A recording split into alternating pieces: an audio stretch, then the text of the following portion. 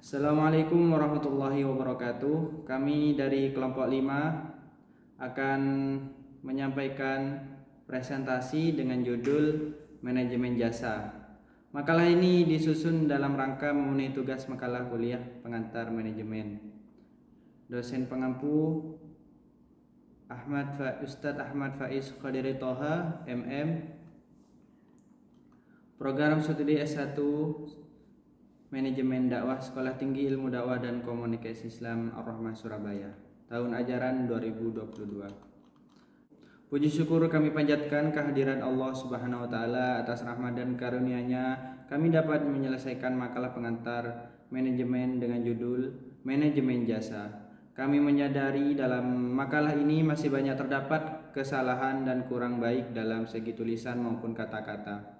Oleh karena itu, kami mohon saran dan kritikan demi kesempurnaan makalah ini, untuk kesempurnaan terutama ilmu kami. Semoga makalah yang kami buat ini dapat bermanfaat bagi semua, dan semoga Allah Subhanahu wa taala membalas kebaikan kita semua. Amin ya rabbal alamin. Perlu kita ketahui bahwa jasa atau servis didefinisikan sebagai aktivitas ekonomi yang memproduksi waktu, form, atau kegunaan psikologis. Menurut Coulter yang dikutip oleh Syukron, jasa adalah setiap tindakan atau kegiatan yang dapat ditawarkan oleh satu pihak kepada pihak lain. Jasa pada dasarnya tidak berwujud dan tidak mengakibatkan kepemilikan apapun.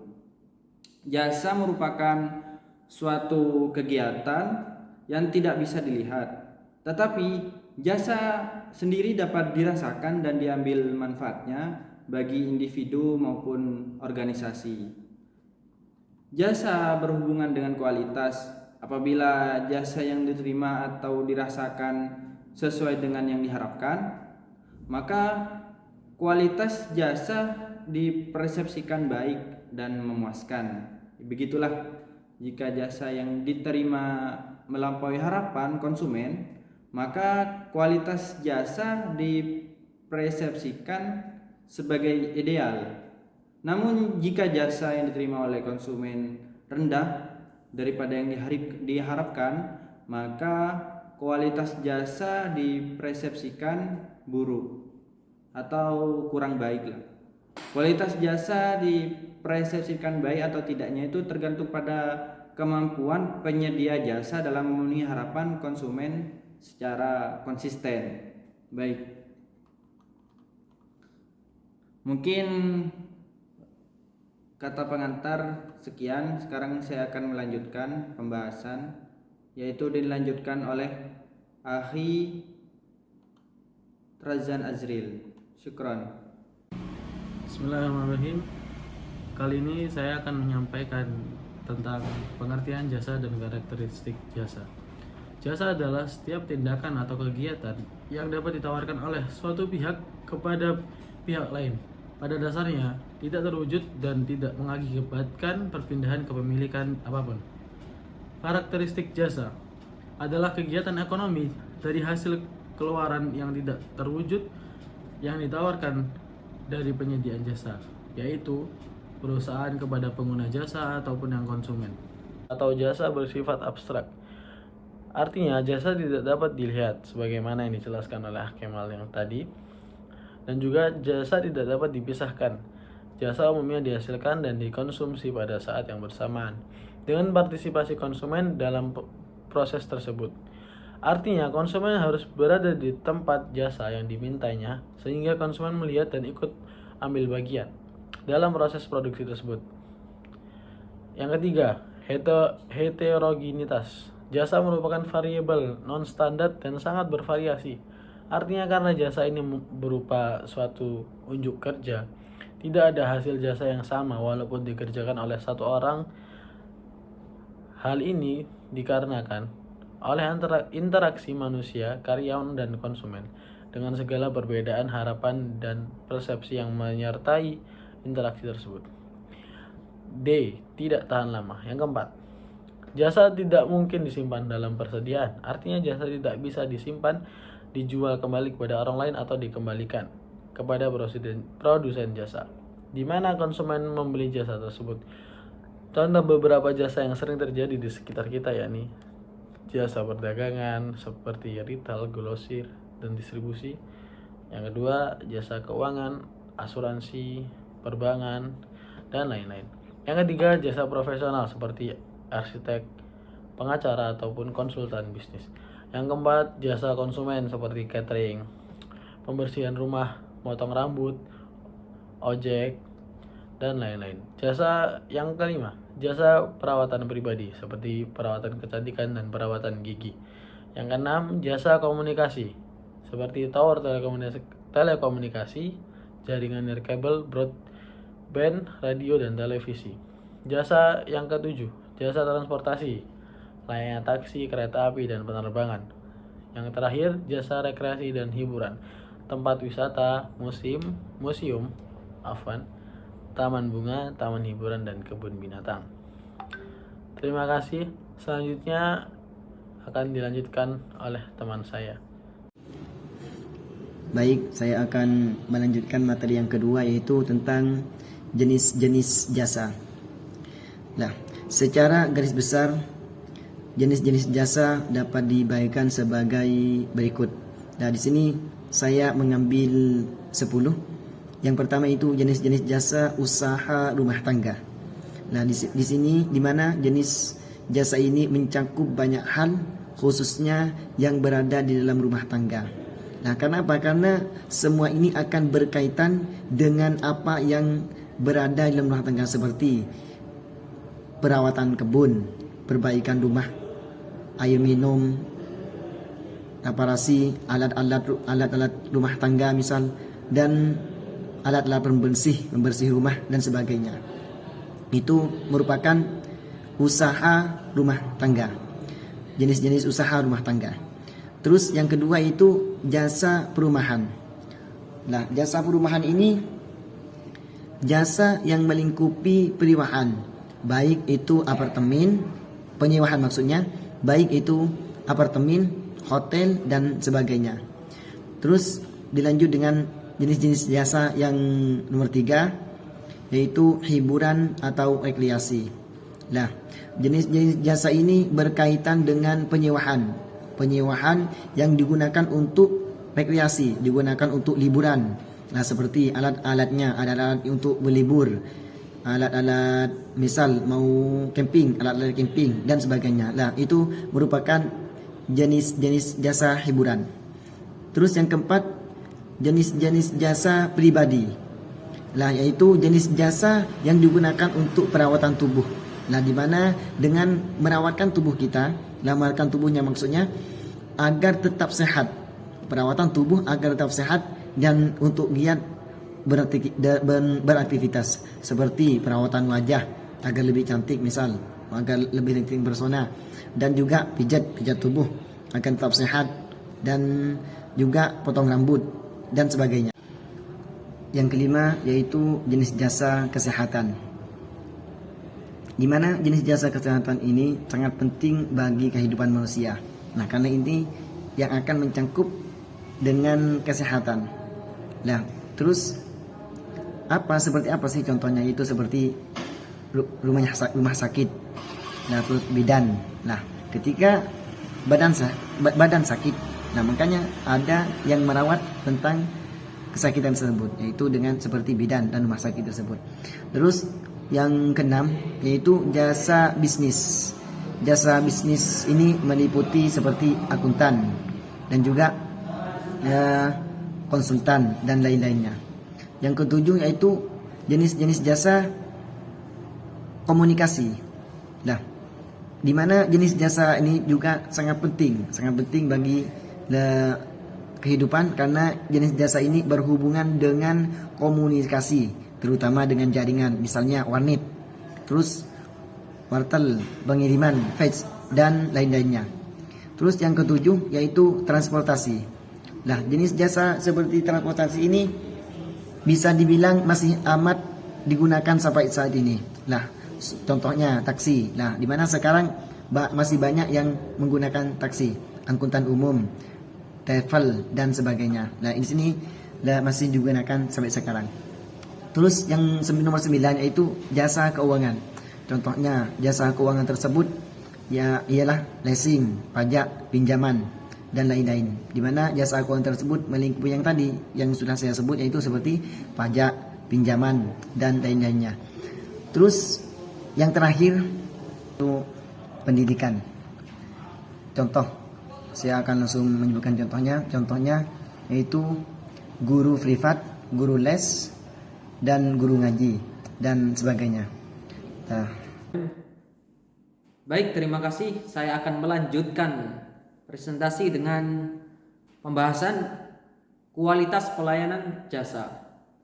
Menurut Lovelock and Warwick, kualitas pelayanan merupakan evaluasi kognitif jangka panjang pelanggan terhadap penyerahan jasa suatu perusahaan. Menurut Parasuraman et al., kualitas pelayanan dapat dilihat dari 5 dimensi.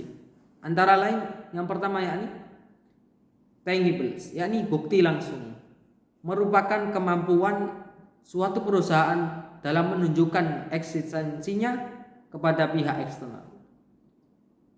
Yang kedua yakni keandalan atau reliability, yakni kemampuan perusahaan untuk memberikan pelayanan sesuai dengan yang dijanjikan secara akurat dan terpercaya.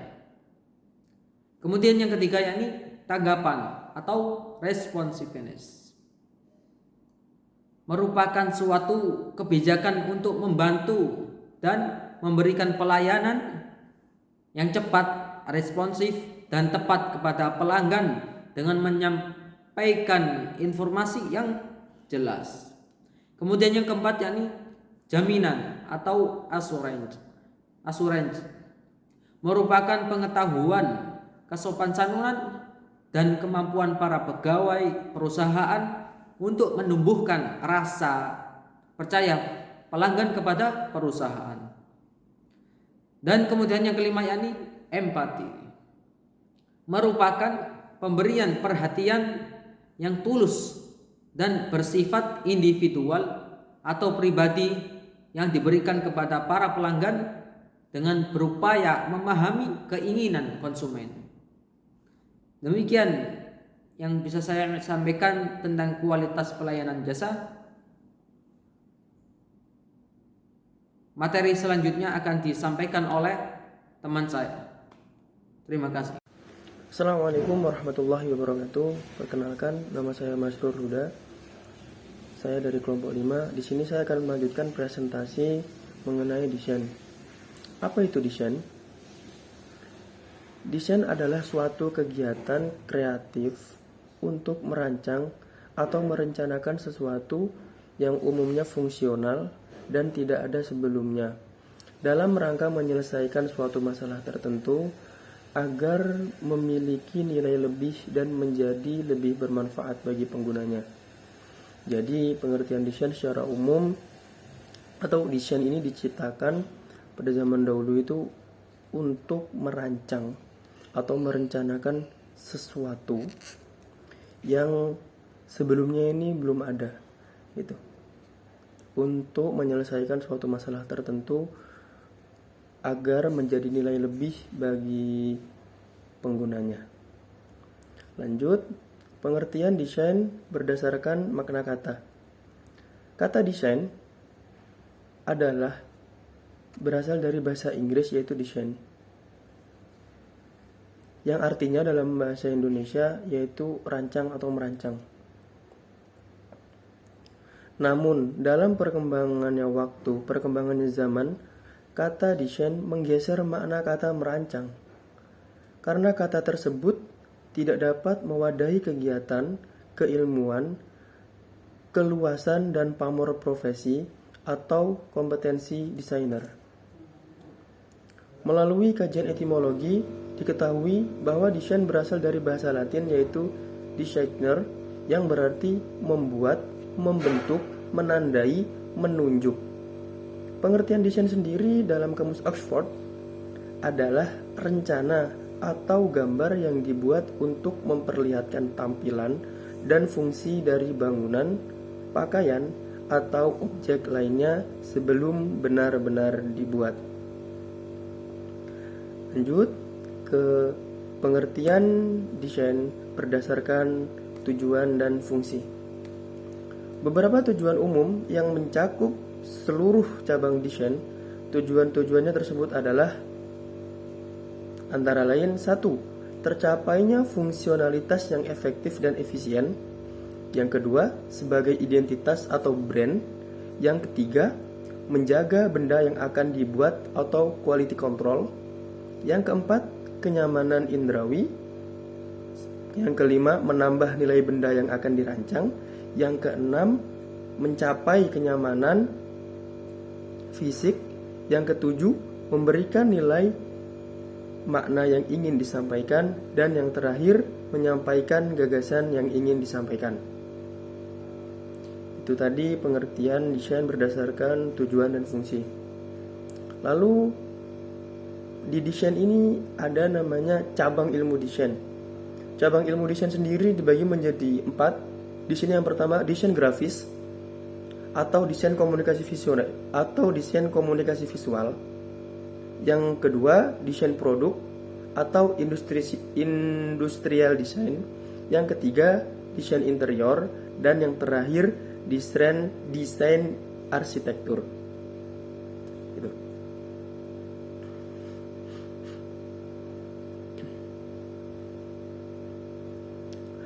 Lanjut ke